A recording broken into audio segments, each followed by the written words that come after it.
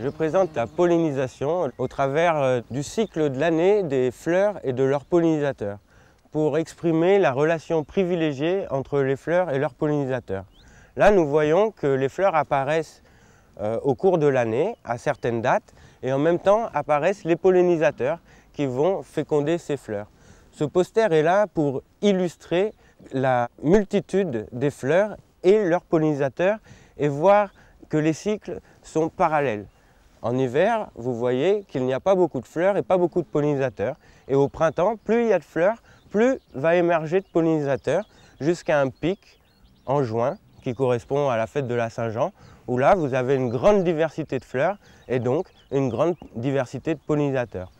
Tout insecte visitant une fleur est un pollinisateur potentiel. Ça veut dire qu'il a l'occasion là de transporter du pollen d'une fleur à une autre fleur voisine, même s'il n'est pas spécialisé. Donc en termes de pollinisateurs, j'entends à la fois les abeilles, hyménoptères, à la fois les hétéroptères, les lépidoptères, les papillons. Les hétéroptères sont les punaises, les coléoptères, les cétoines, les scarabées, etc. Et les diptères, cette nombreuse famille apparentée aux mouches.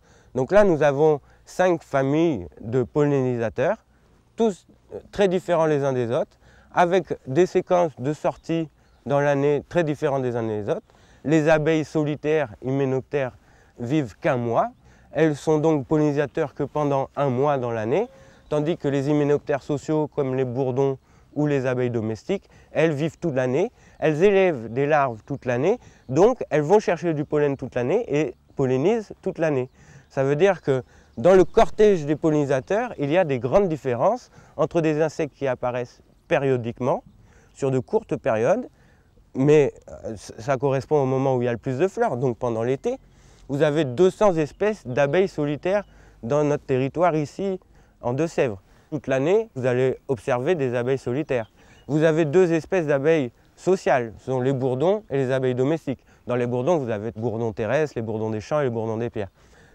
Toutes ces familles d'insectes sociaux, eux, sont là toute l'année. Les bourdons sont là très tôt. Et parmi ces abeilles bourdons, il n'y a que les abeilles domestiques qui passent l'hiver en colonie.